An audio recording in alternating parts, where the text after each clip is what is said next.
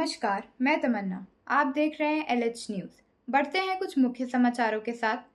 कांग्रेस प्रत्याशी प्रदीप चौधरी ने आज कालका में किया शक्ति प्रदर्शन।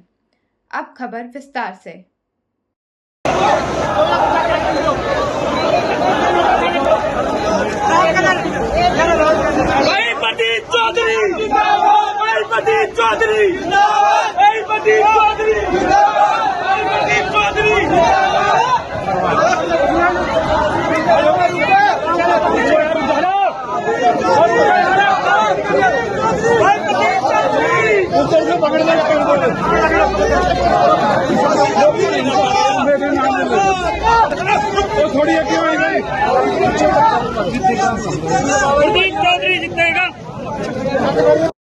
पत्र दाखिल किया है और भारी संख्या में आज समर्थक आपके साथ आपके नारे लगाते आए हैं।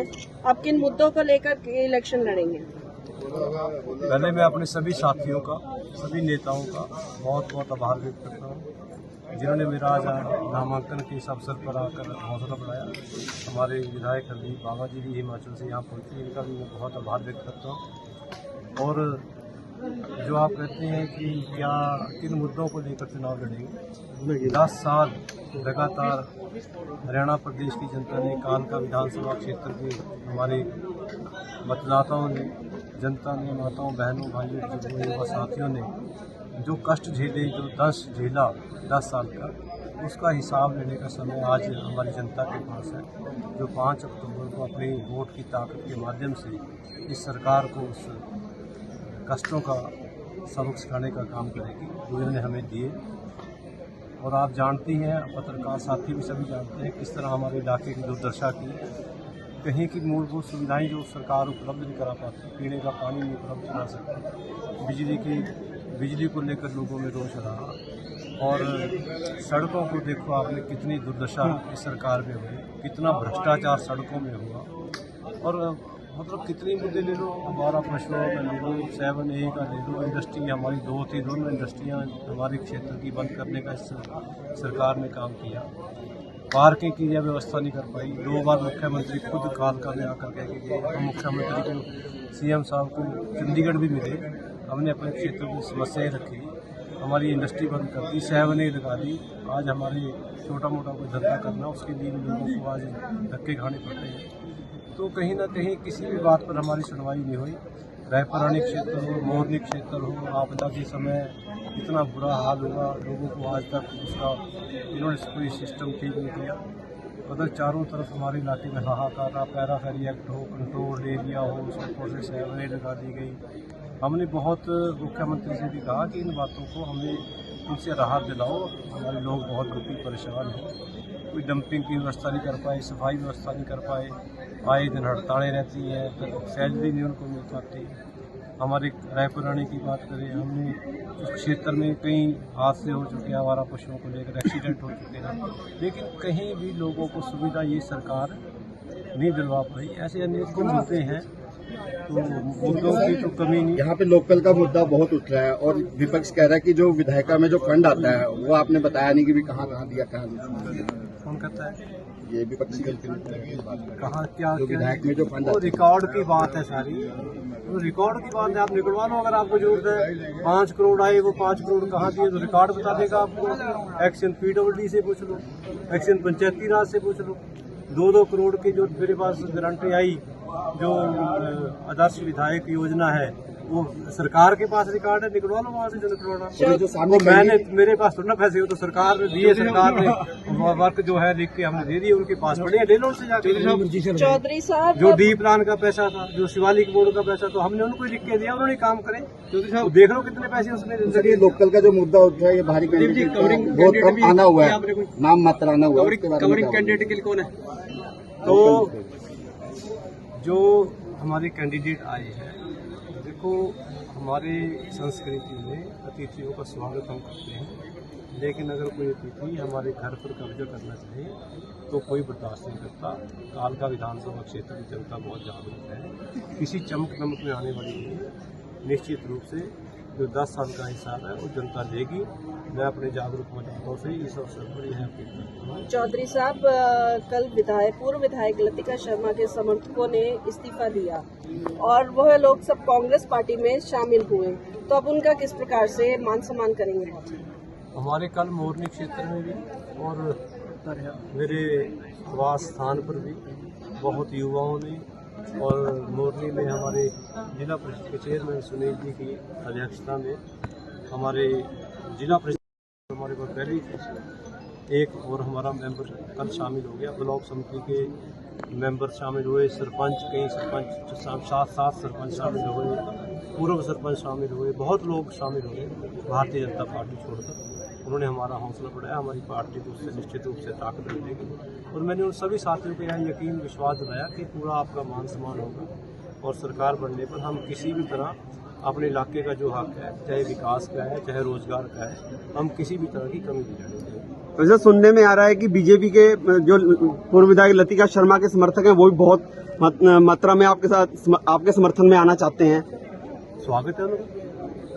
हाँ जी मानी जी, आज आप हमारे पूर्व एमएलए और कांग्रेस के प्रत्याशी प्रदीप चौधरी जी की उसमें आए हैं नॉमिनेशन फाइल करने, जिसमें भारी संख्या में लोग आए और इवन की भाजपा के भी यहाँ पर कुछ चेहरे नजर आए हैं जो चौधरी साहब के साथ आए हैं, तो आप क्या कहना चाहते हैं? देखिए, बहुत लंबी सेवा जो है मैं कह सकता हूँ भाई प्रदीप चौधरी जी की इस इलाके के लिए रही और 10 साल का जो कुशासन हरियाणा प्रदेश में भाजपा का रहा उसे मुंह तोड़ जवाब देने के लिए जो है आज कल का विधानसभा के लोग जो है वो एक सुर में जो है भाई प्रदीप चौधरी जी के समर्थन में आ रहे हैं। आपने जैसे कहा भाजपा के लोग भी आ रहे हैं और अन्य पार्टियों से भी मुझे विश्वास है लोग जो है इन्हें अपना समर्थन और इनका अपना सहयोग देने आ रहे हैं।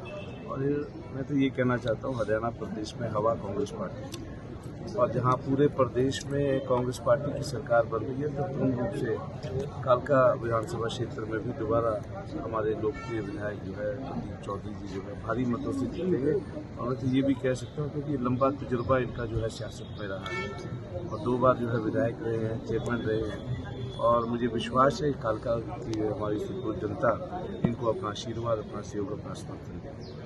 हाँ जी, जो पूर्व विधायक लतिका शर्मा के समर्थक थे भाई साहब, उनका मनोबल टूटा और वो कांग्रेस में शामिल होने के लिए तत्पर हैं, तो आप उनका भी किस प्रकार से स्वागत करते हैं? कांग्रेस पार्टी बहुत बड़ा परिवार है और कांग्रेस पार्टी ने हमेशा जो है बाहर से आए लोगों का स्वागत किया है। राजनीतिक मजबूरी कई लोगों की रहती है और आज मैं ये समझता हूँ न सिर्फ कांग्रेस पार्टी बल्कि भाई प्रदीप चौधरी जी की नीतियों के चलते इनके काम करने के जज्बे के चलते जो है लोग उनका स्वागत।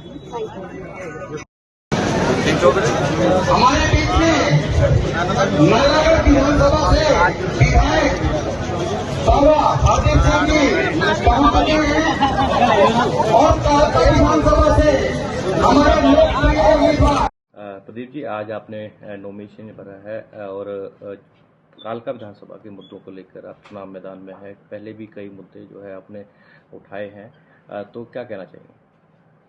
आज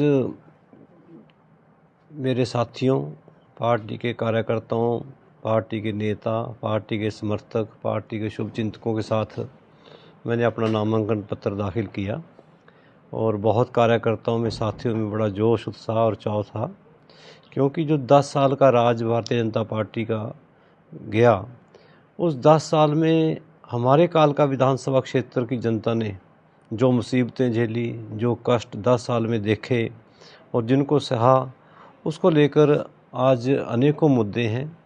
और विधानसभा की बात हो, प्रिंट मीडिया की बात हो, इलेक्ट्रॉनिक मीडिया की बात हो, धरने प्रदर्शन की बात हो, अधिकारियों के माध्यम से हमने अपने क्षेत्र की हर समस्या को उठाने का हर संभव प्रयास किया, लेकिन कहीं ना कहीं सरकार ने हमारे क्षेत्र की अनदेखी की। जो सरकार मूलभूत सुविधाएं उपलब्ध नहीं करा पाई, पीने का पानी न उपलब्ध करा पाई हो, बिजली के कमी कटों से लोग परेशान रहे हो, टूटी सड़कें हमें मिली। हमारे यहाँ काली का, अगर मैं कालका से शुरू करूँ, महामाई काली माता का हमारा ऐतिहासिक मंदिर है और 10 साल में मुख्यमंत्री कई बार कह गए कि हम यहाँ मल्टी लेवल पार्किंग की व्यवस्था करेंगे।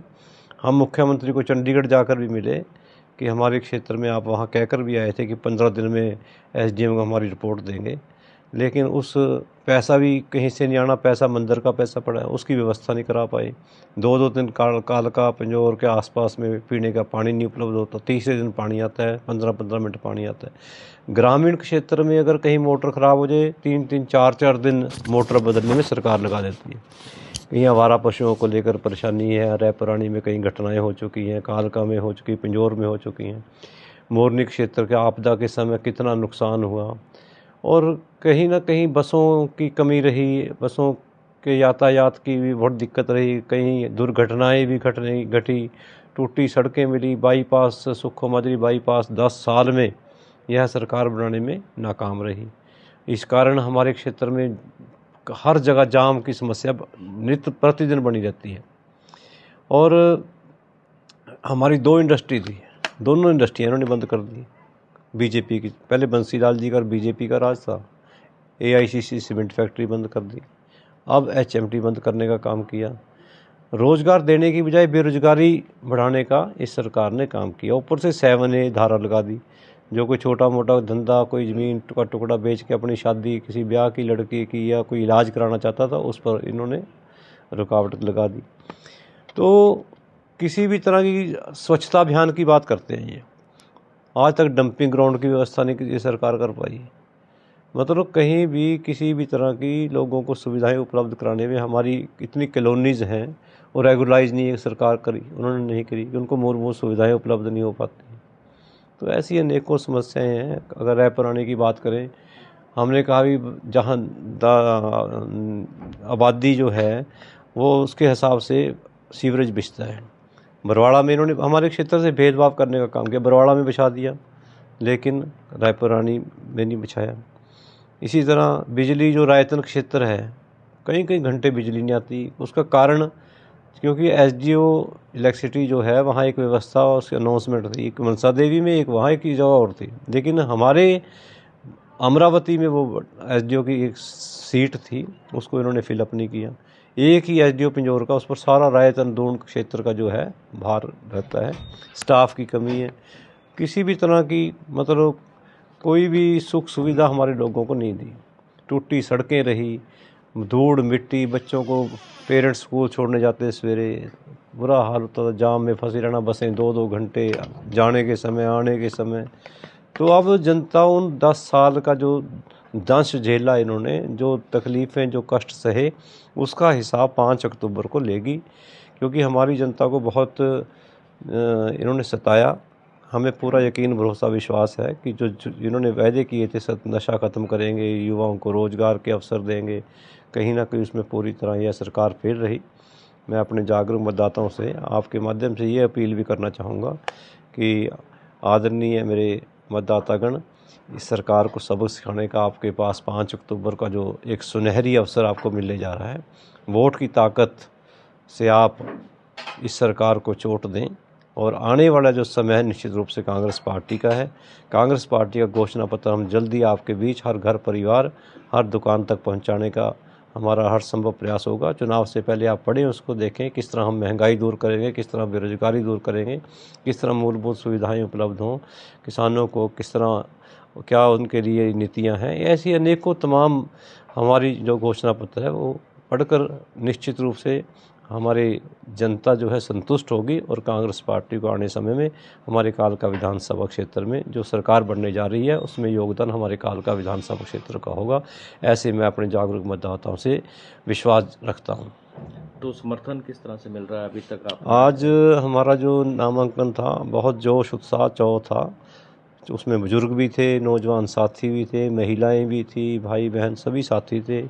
बहुत जोश के साथ पूरा नीचे से लेकर गांधी चौक तक बड़ी भारी तादाद में मुझे हौसला देने के लिए, मुझे अपना आशीर्वाद देने के लिए बहुत प्यार स्नेह उन्होंने दिया। मैं उनका दिल की गहराइयों से आभार व्यक्त करता हूं और बहुत बहुत मुझे उन साथियों से उम्मीद है कि वह 5 अक्टूबर तक निरंतर अपने अपने प्रयास करके कांग्रेस पार्टी के लिए काम करेंगे और मुझे शानदार जीत दिलवाने का काम करेंगे। ऐसे मैं अपने समर्थकों से, अपने शुभचिंतकों से, अपने कार्यकर्ताओं से, अपनी पार्टी के सभी साथियों से ऐसी मैं उम्मीद करता हूँ।